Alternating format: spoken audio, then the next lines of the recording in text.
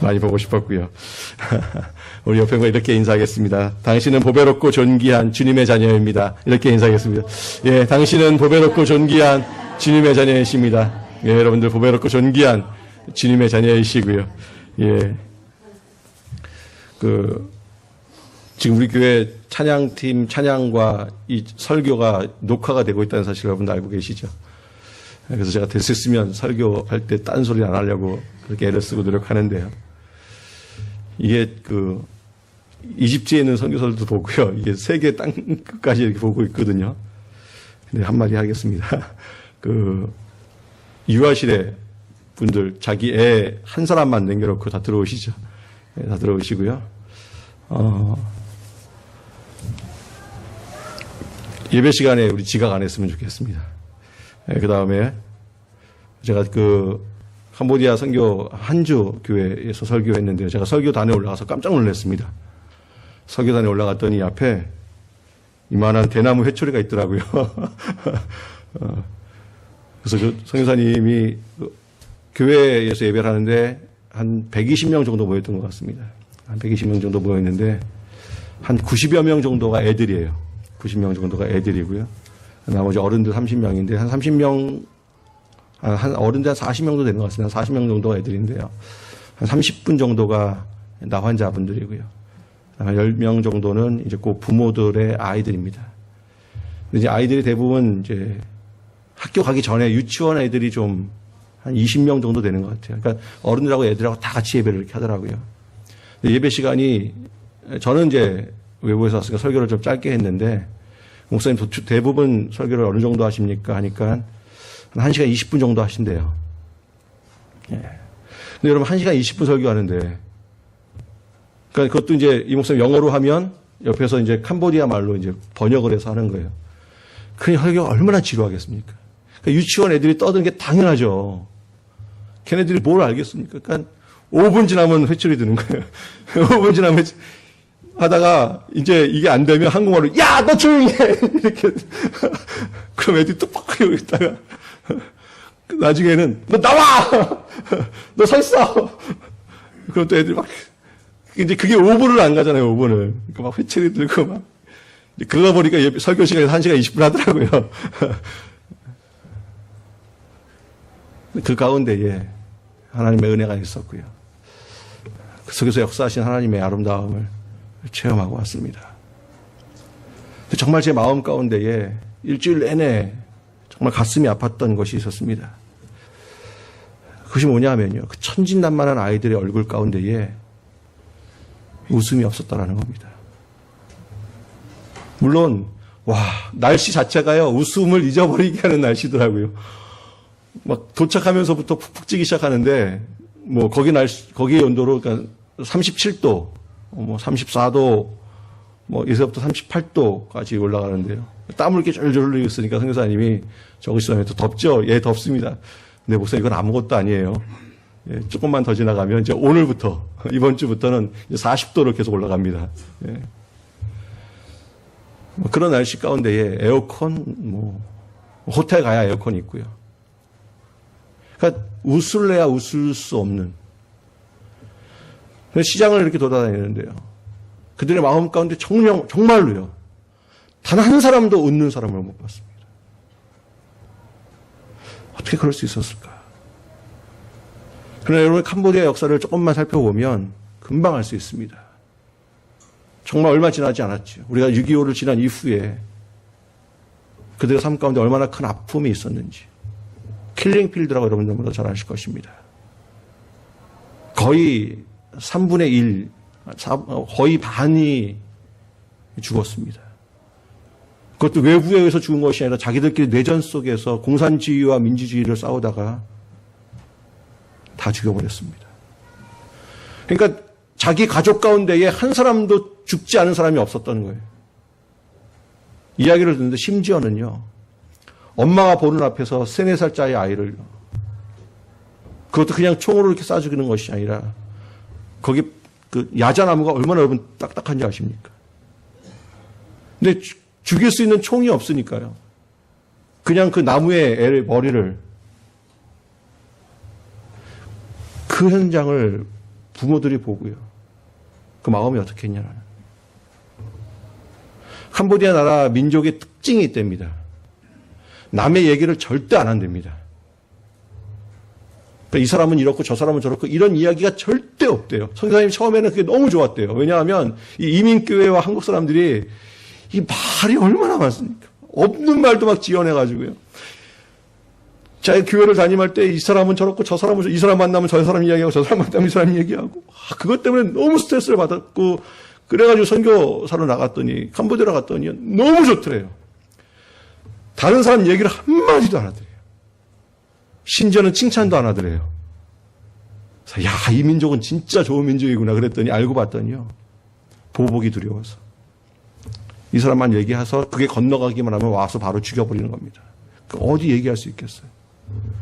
그 마음 가운데에 상처로 가득 차 있습니다.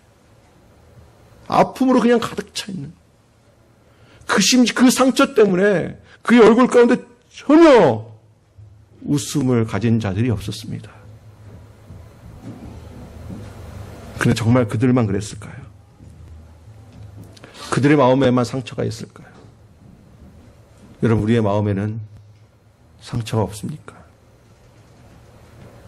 거기에 비하면 여기는 천국입니다. 제가 시애틀 거기서 딱 내렸는데요. 와, 이제 살 것 같아. 공기 자체가 너무나도 틀리고요.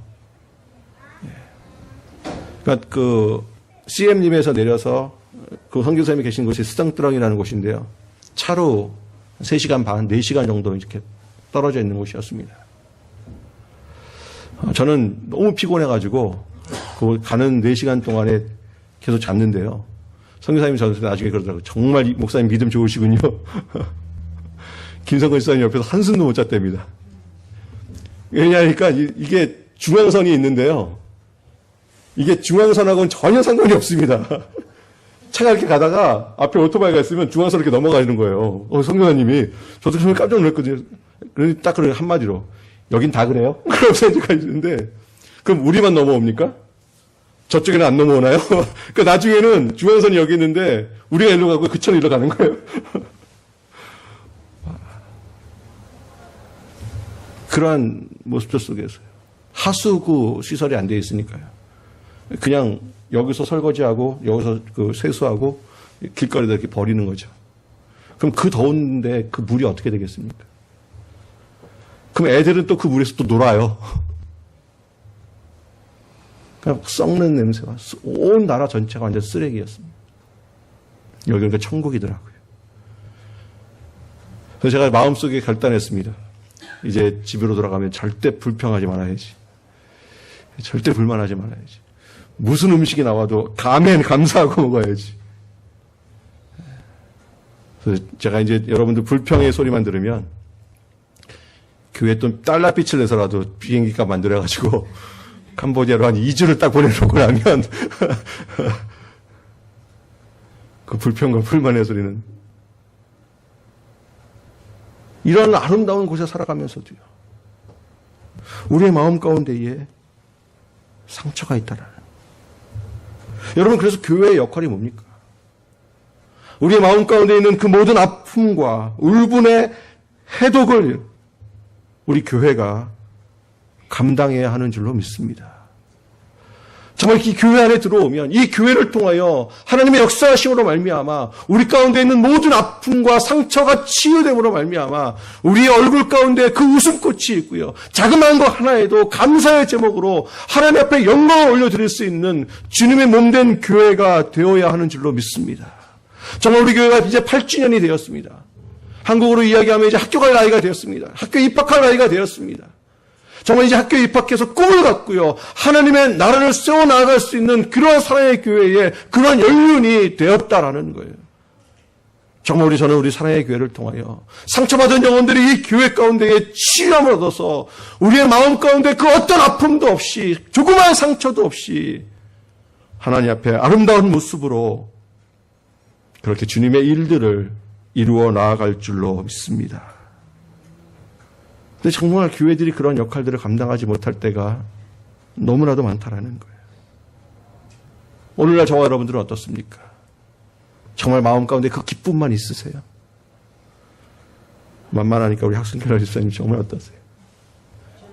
할렐루야, 할렐루야. 근데 나도 모르게 내 마음 가운데 묵직한 뭔가를 하나 갖고 있지 않느냐라는 거예요. 이걸 빼놓고 싶어도 빼어지지 않는 뭔가가 내 마음을 짓누르고 있지 않느냐라는 거예요. 오늘 본문을 보니까 그러한 구성원들이 한자리에 모여 있는 것을 발견할 수가 있습니다. 우리가 함께 읽었던 본문 1절과 2절을 보니까요. 여러분 그들의 삶의 모습이 어땠냐라는 거예요. 특히 2절에 보니까요. 1절은 다윗은 그곳으로 갔는데 어떻게 갔다라고 오늘 성경은 이야기하고 있습니까? 도망갔다라는 거예요. 도망갔다라는. 휴가를 간 것도 아니고요. 놀러 간 것도 아니고요. 도망갔다라는 겁니다. 2절에 보니까 또 어떤 사람들이 모여 있습니까? 환난당한 자들과 빚진 자들과 마음이 뭐요? 원통하다라는 거. 왜 이러한 현상들이 일어나고 있는가? 여러분 다윗은 왜 도망갈 수밖에 없었습니까? 여러분 다윗이 무슨 죄를 지었어요? 뭘 잘못했어요? 다윗은 잘못한 게 없었습니다. 그냥 전쟁터에 나아가서 골리앗 한 사람 죽인 것밖에 없어요. 그 골리앗 죽였더니 그리고 돌아왔더니 사람들이 뭐라고 이야기합니까? 사울은 천천히요. 다윗은 만만히로다. 얘 나라를 살렸으니까요. 근데 그 소리를 듣고 사울 왕이 그때부터 어떻게 합니까? 죽이기로 작정하는 거예요. 얼마나 끈질기게 죽이려고 하는지 나중엔 다윗이 어디로 도망갑니까? 외국으로 도망가요. 적국으로. 근데 거기서도 있을 수 없으니까 다시 돌아옵니다.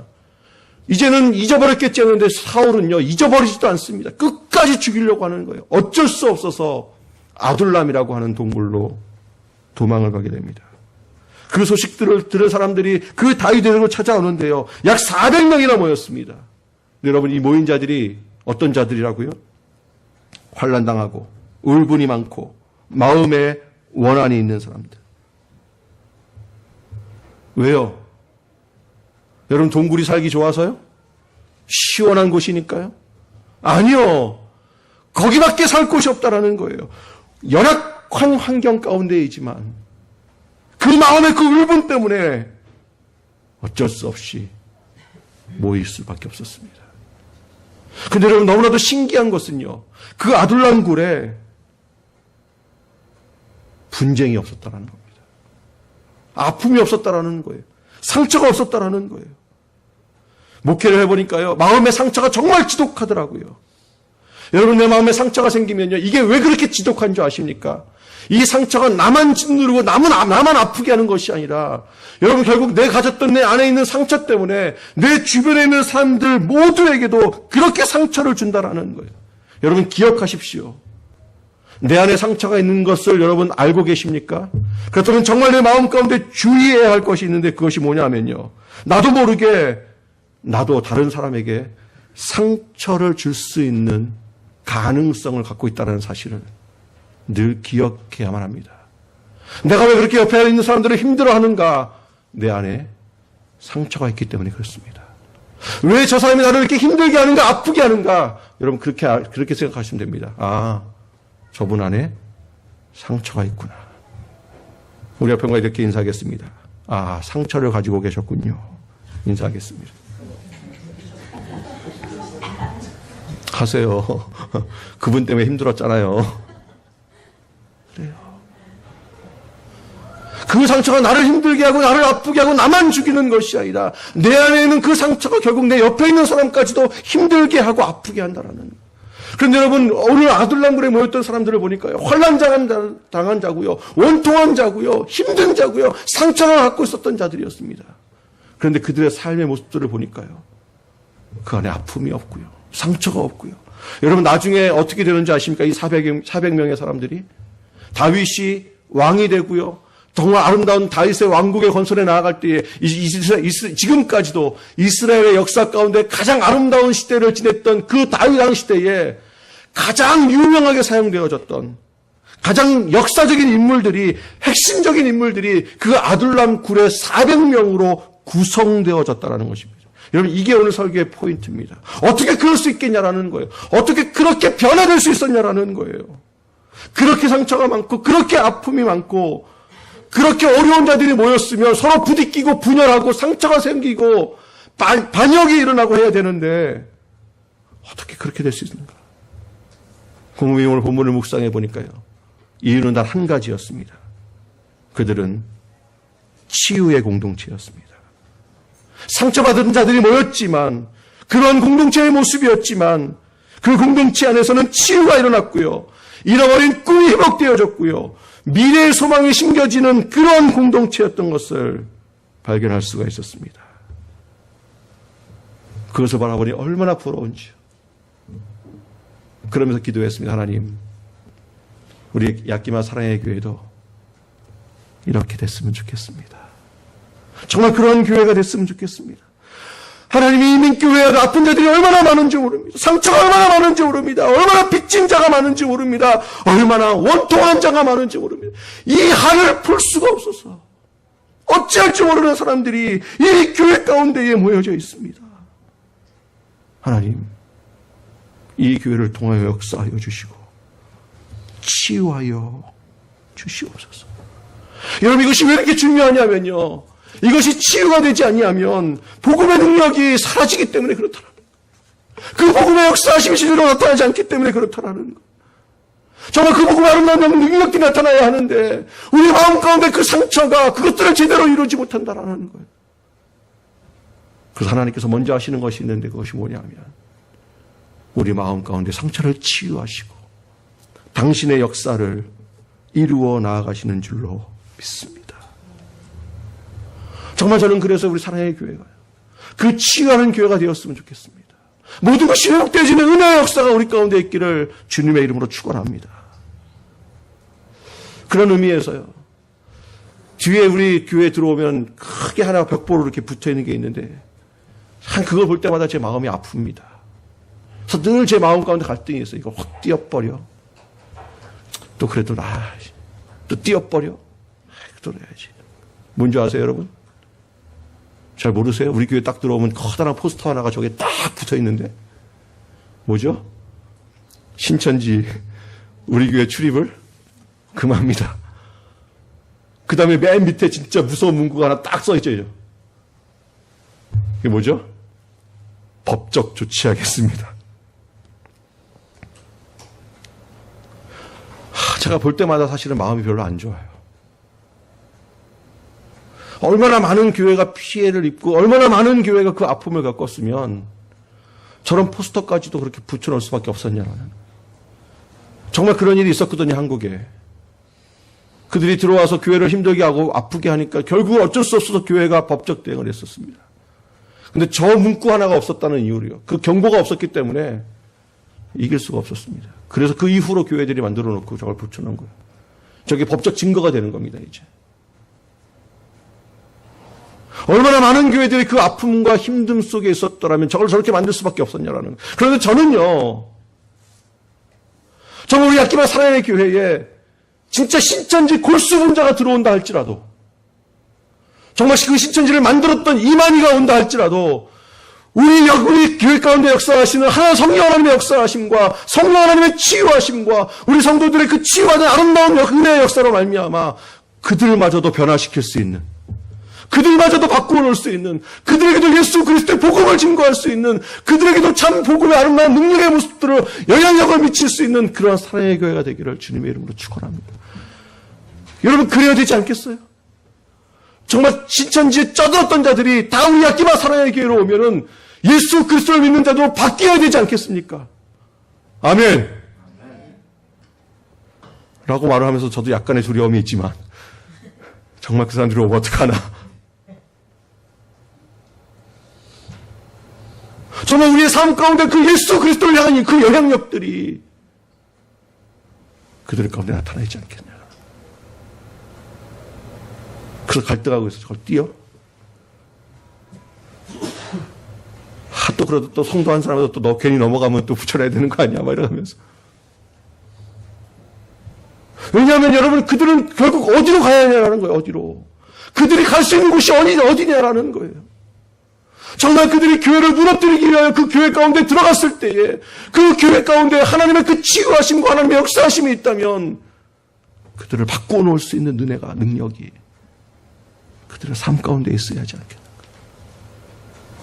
그렇다면 어떻게 그럴 수 있는가? 어떻게 그런 모습으로 나아갈 수 있는가?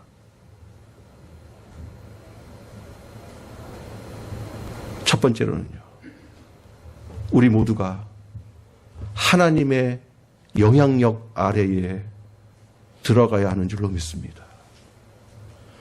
우리가 하나님의 영향력 안에 들어갈 때에 우리 마음 가운데 있는 모든 상처가 치유가 되는 은혜의 역사가 나타나게 된다는 사실이에요. 여러분, 오늘 하루의 삶 가운데 나를 움직이는 것이 무엇이었습니까? 나로 하여금 일어나게 한 그 힘이 무엇이었습니까? 나로 하여금 이 교회로 나올 수 있게 한 그 힘이 무엇이었냐라는 거예요. 어떤 힘 때문에, 어떤 능력 때문에 여러분 이 자리에 나왔습니까? 나를 움직이는 것이 세상이 아니라 하나님이시며 하나님의 말씀이어야 하는 줄로 믿습니다. 그 영향력 가운데 있어야만이 우리의 마음 가운데 그 상처가 치유가 될 수 있어요. 오늘 본문 앞에 19장에 보면요, 한 에피소드가 이렇게 나와 있습니다. 우리 사무엘상 19장 잠깐 보겠습니다. 19장 20절입니다. 사무엘상 19장 19절과 20절 말씀 우리 같이 읽겠습니다. 시작. 어떤 사람이, 다시 사무엘상 19장 19절 20절 시작. 어떤 사람이 사울에게 전하여 이르되 다윗이 라마 나요트에 있더이다 하며 사울이 다윗을 잡으러 전령들을 보냈더니 그들이 선지자 무리가 예언하는 것과 사무엘이 그들의 수령으로 선 것을 볼 때에 하나님의 영이 사울의 전령들에게 임하매 그들도 예언을 하는지라. 아멘. 여러분, 이게 지금 무슨 말입니까? 지금 다윗이 어디에 있다라는 소식을 사울에게 알려줬어요. 라마 나웃에 있다는 사실을 정탐꾼들이 이렇게 알아가지고 스파이를 통해서 정보를 사울에게 보냈습니다. 그러니까 사울이 그 소식을 듣고 어떻게 하려고요? 다윗을 잡기 위해서 군사들을 라마 나웃으로 보내버렸어요. 그 군사들의 목적이 뭡니까? 다윗을 잡아서 죽이려는 것이었습니다. 그래서 라마 나웃에 갔습니다. 근데 그들이 라마 나웃에 가서 한 일이 뭐냐라는 거예요. 무슨 일을 했습니까? 20절에 보니까요, 마지막에 하나님의 영이 사울의 전령들에게 임함에 그들도 뭐 했다고요? 예언을 한지라. 무슨 일이에요, 지금? 성령의 역사가 나타났다고요. 무엇하러 갔는데? 다윗 죽이러 갔는데 성령이 임하니까요, 그들도 예언을 했다라는 거예요. 저는 정말 이런 역사가 우리 사랑의 교회에 있기를 주님의 이름으로 축원합니다. 여러분, 그들이 처음에는 누구의 영향력 아래에 있었습니까? 그들을 움직였던 사람이 누구였습니까? 그들이 그곳으로 갈 수밖에 없었던 이유가 무엇이었습니까? 사울의 영향력 속에 있었습니다. 사울의 명령 가운데 있었습니다. 사울 때문에 간 것이었어요. 근데 라마 나웃에 가니까 거기에 누가 있었습니까? 사무엘이 있었고요. 그들이 언제부터 예언하기 시작합니까? 사무엘이 그들의 수령으로 선 것을 볼 때에 하나님의 영이 사울의 전령들에게 임하매 그들도 예언을 한지라.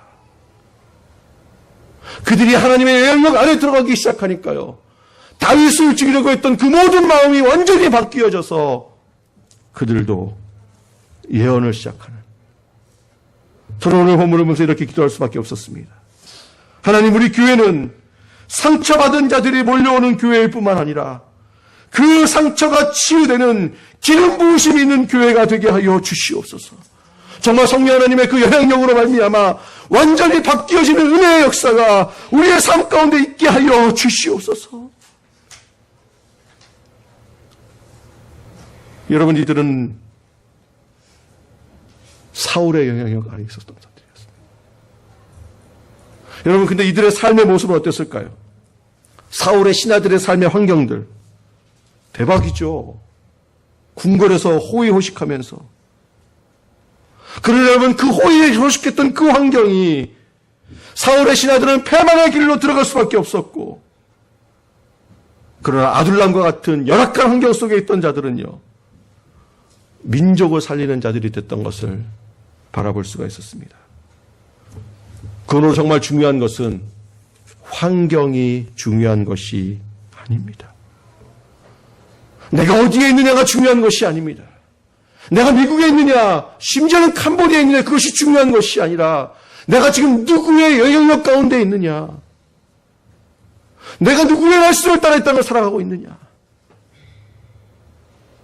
여러분, 그러고 보니까요, 사실은 다윗처럼 상처가 많은 사람은 없었습니다.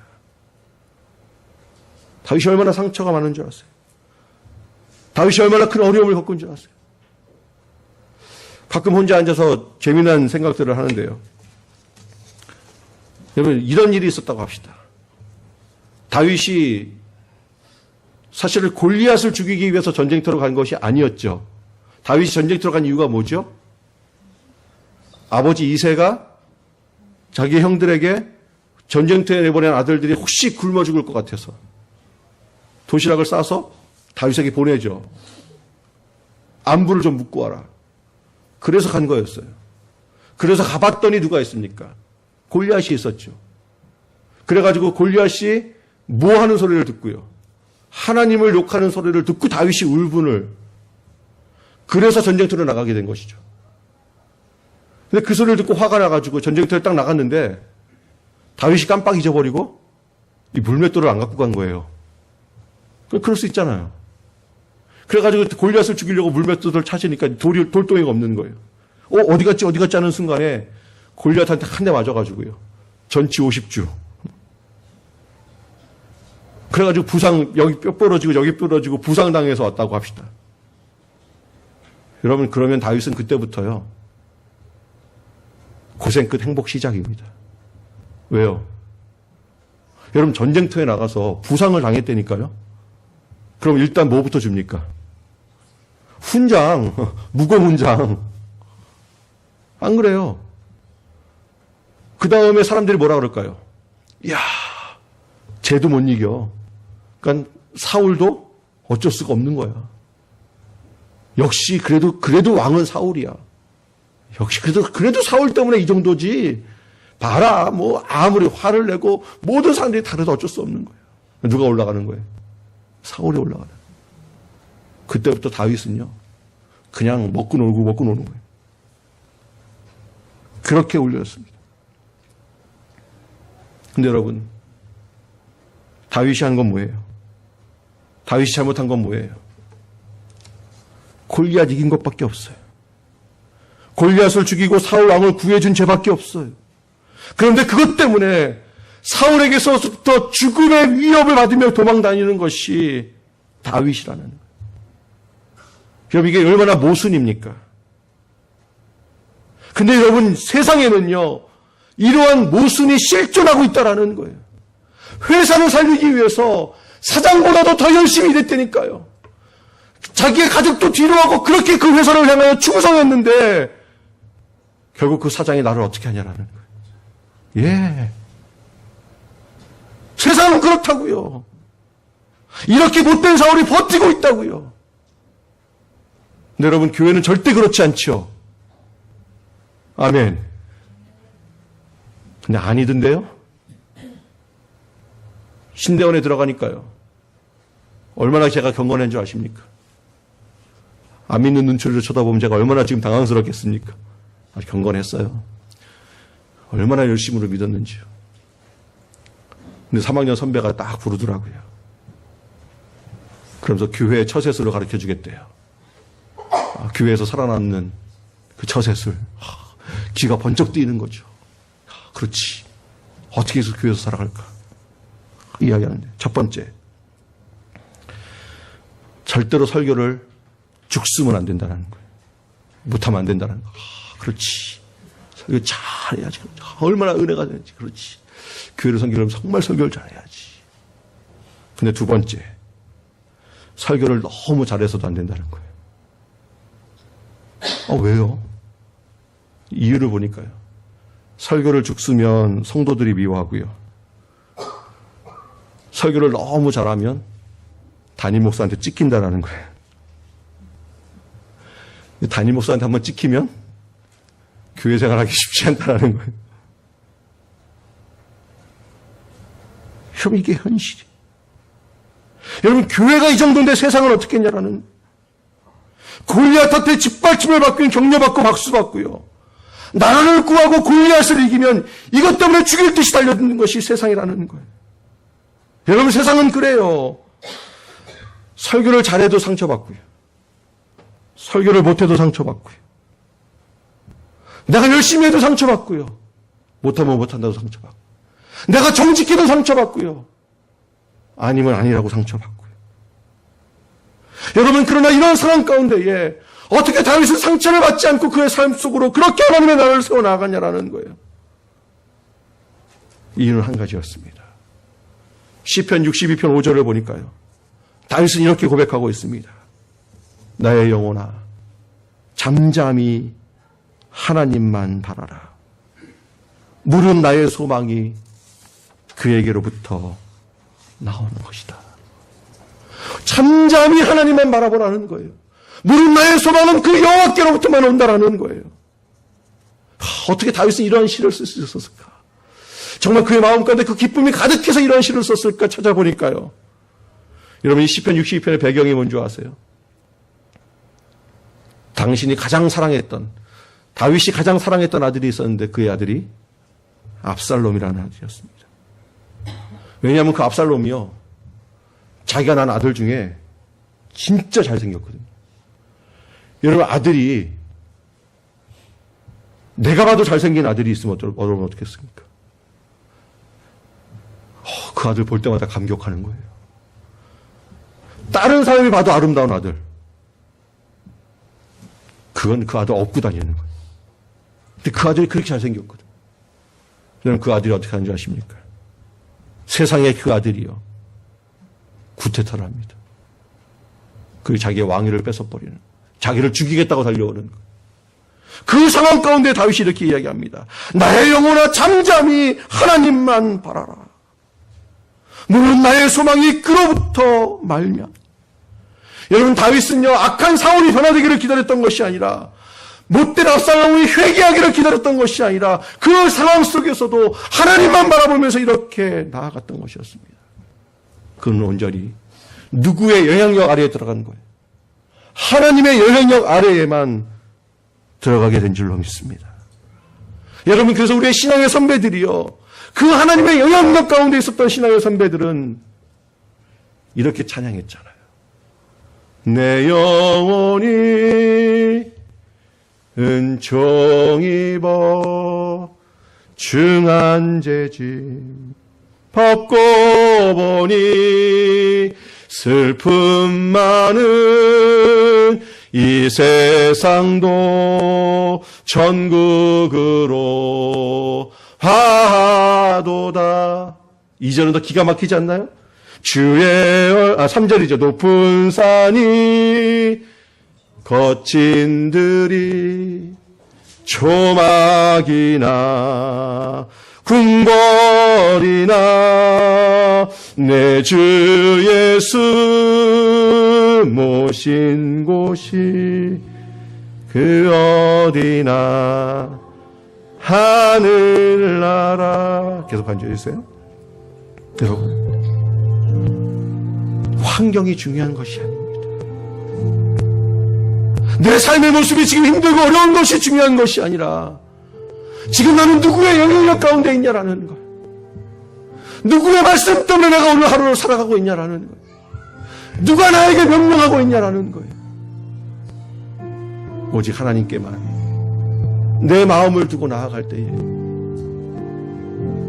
하나님께서 우리의 모든 상처를 치유하여 주시는 줄로 믿습니다.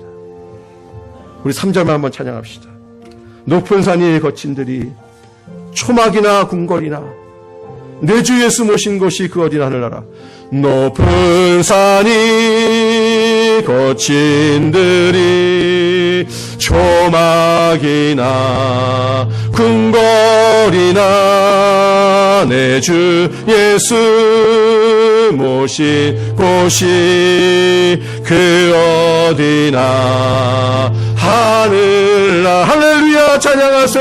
할렐루야 찬양하세.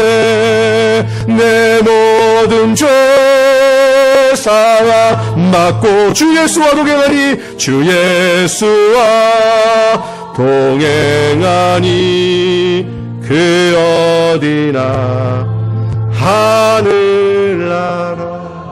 예, 그래요. 하나님의 영역 가운데 있으면 그 어디나 하늘나라인 줄로 믿습니다. 그때 우리의 상처가 치유되는.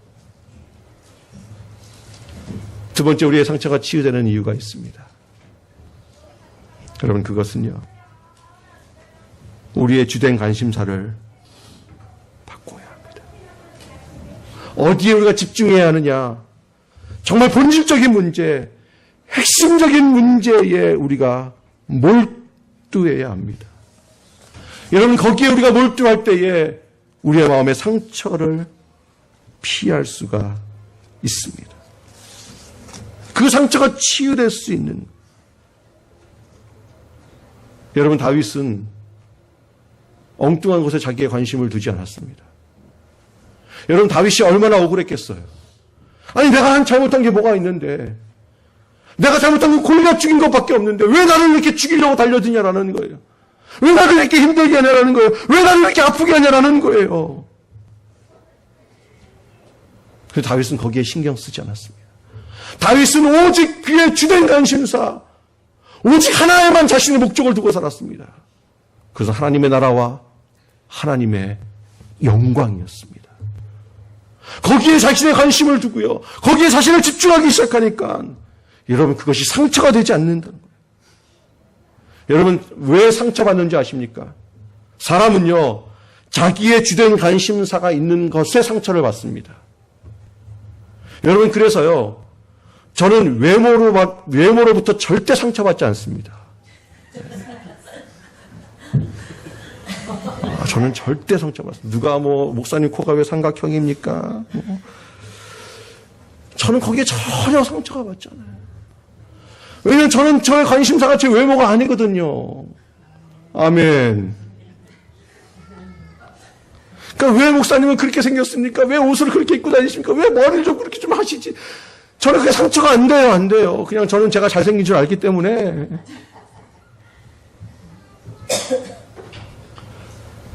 근데 그 모든 곳에 거기에 관심사가 있으니까 너 못생겼다는 그 한마디에 아파트에서 뛰어내린. 여러분, 다윗은요, 그 사울이 아무리 그렇게 이야기해도요, 거기에 마음이 닿지 않았다라는 거예요. 거기에 마음 두지 않았다라는 거예요. 오직 다윗의 마음은 하나님의 영광과 하나님의 나라였습니다. 사랑하는 성도 여러분, 지금 온통 우리의 관심이 어디에 꽂혀져 있냐라는 거예요. 무엇을 입을까? 무엇을 먹을까? 어떤 차를 탈까? 여기에 우리 모든 관심사가 있으니까 세상의 상처를 받을 수밖에 없다라는 거. 여러분, 차가 좀 찌그러지면 어떻고요? 차가 좀 좋지 않으면 어떻겠습니까? 캄보디아 가니까요,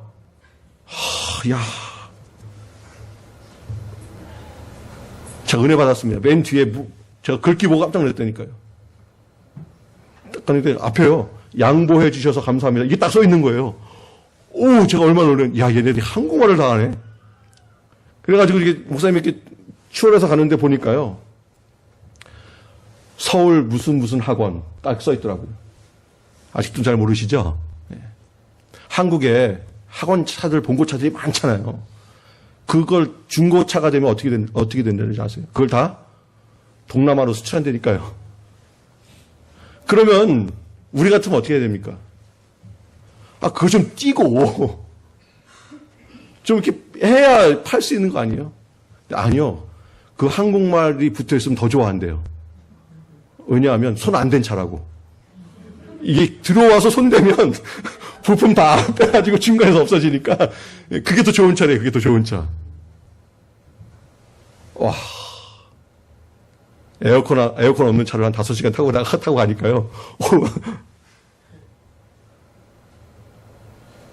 그래도 자기 차 있다고 그러고 다녀요.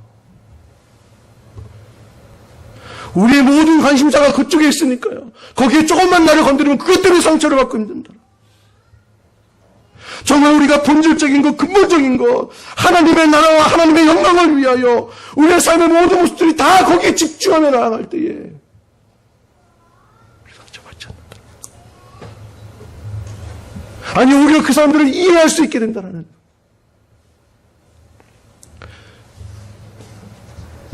캄보디아에 있다가 라오스로 한 이틀을 다녀왔습니다. 거기 나환자촌이 6마을이 있다 그러더라고요. 그것을 다 섬길 수가 없어서 지금 한 곳만 섬기고 있습니다.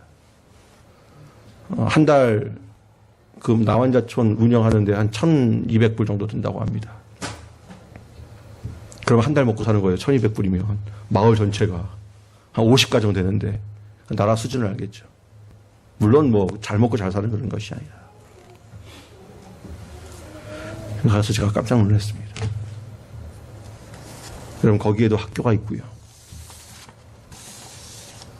여러분, 거기에도 교회가 있었습니다. 프랑스 선교사가 와서 교회를 세워놓고 복음을 증거하며, 여러분, 나 환자들이 어른들만 있는 줄 아세요?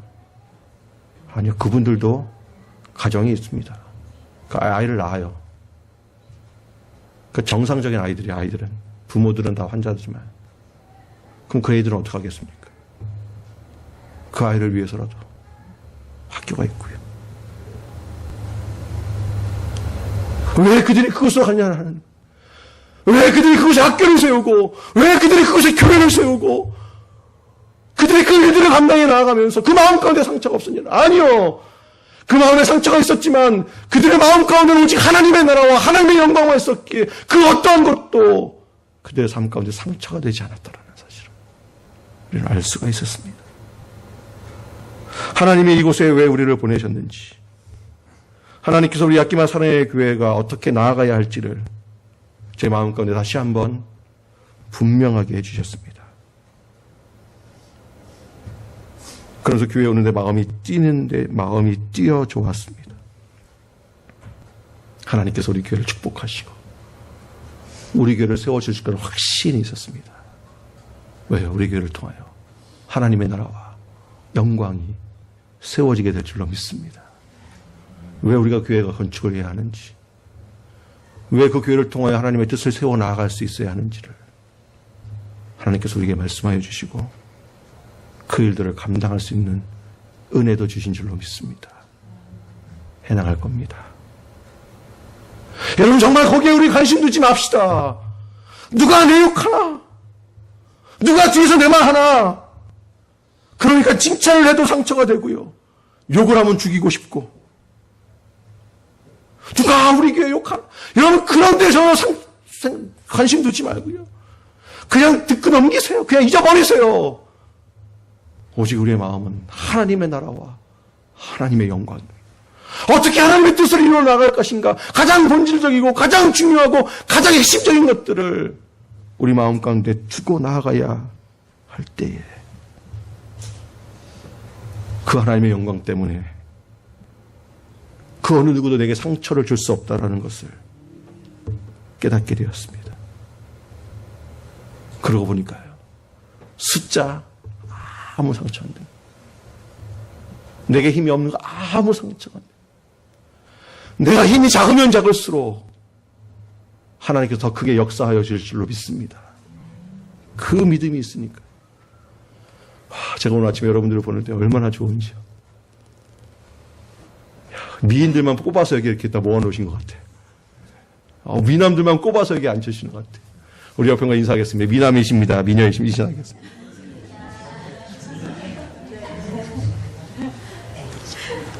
진짜입니다. 제가 여러분들 데리고 모시고 캄보디아 가면요, 미스 캄보디아는 다 따놨습니다. 우리가 이제 말씀을 마무리하려고 합니다. 이 험한 세상 가운데에 상처는 피할 수가 없을 겁니다. 세상은 그러니까요. 여러분, 어떻게 해야 된다고요? 하나님의 영향력 아래로 들어갑시다. 그 말씀의 이끌림을 받읍시다.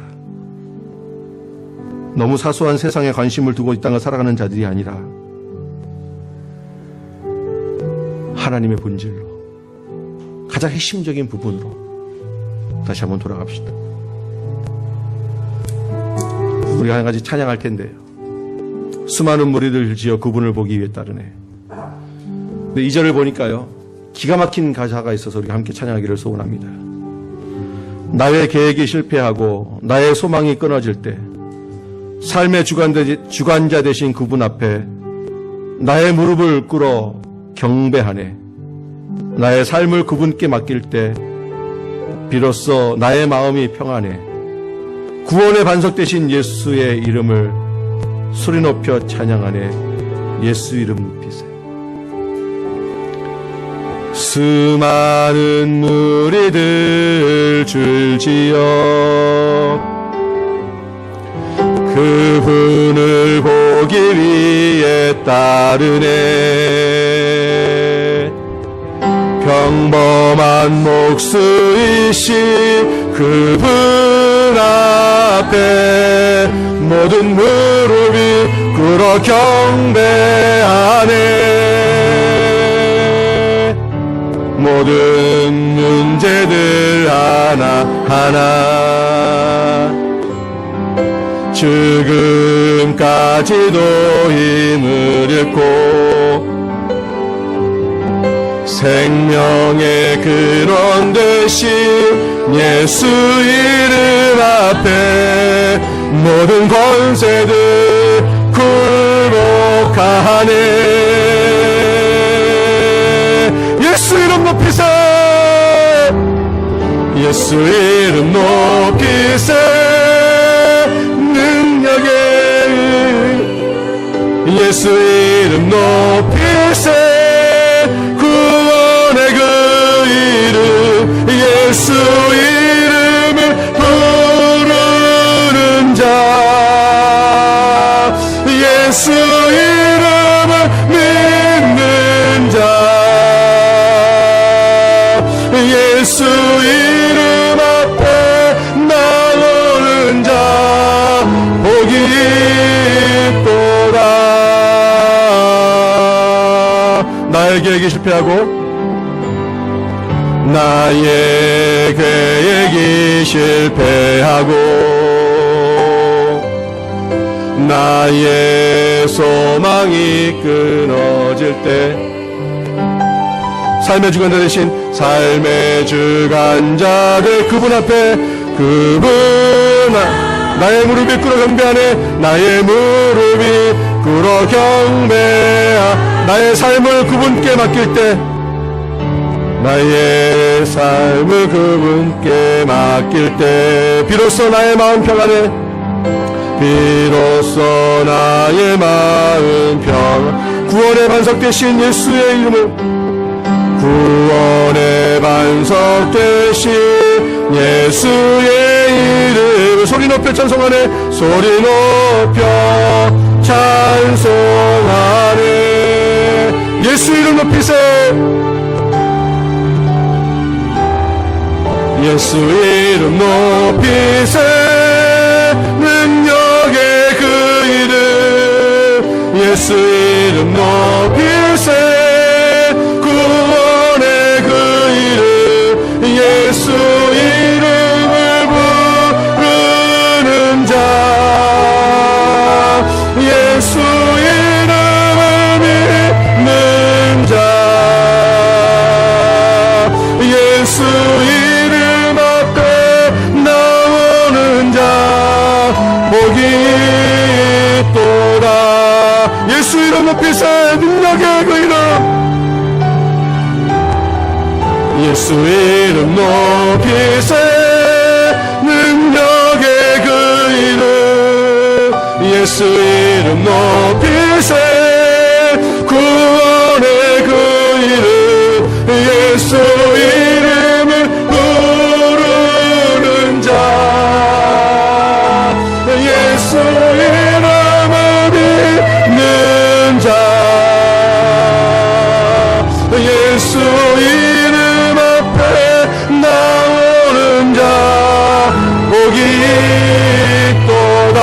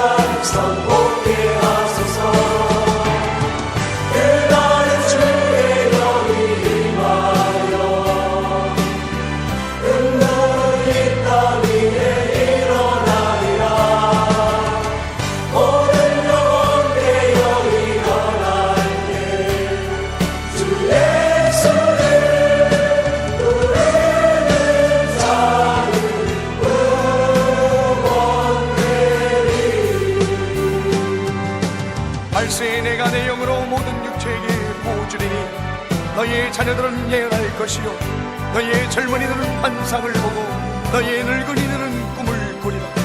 그때 내가 내 영으로 내 남종과 여종들에게 보여주리니 저희가 예언할 것이요 또 내가 위로 하늘에서는 기사와 아래로 땅에서는 징조를 베풀리니 곧 피와 불과 연기로다. 주의 크고 영화로운 날이 이르기 전에 해가 변하여 어두워지고 달이 변하여 피가 되리라. 누구든지 주의 이름을 부르는 자는 구원을 얻으리라. 성령이 우리에게 임하였으니 주님이 오시는 그날까지 모든 민족과 열방을 향하여 예수 그리스도를 선포합시다. 아멘.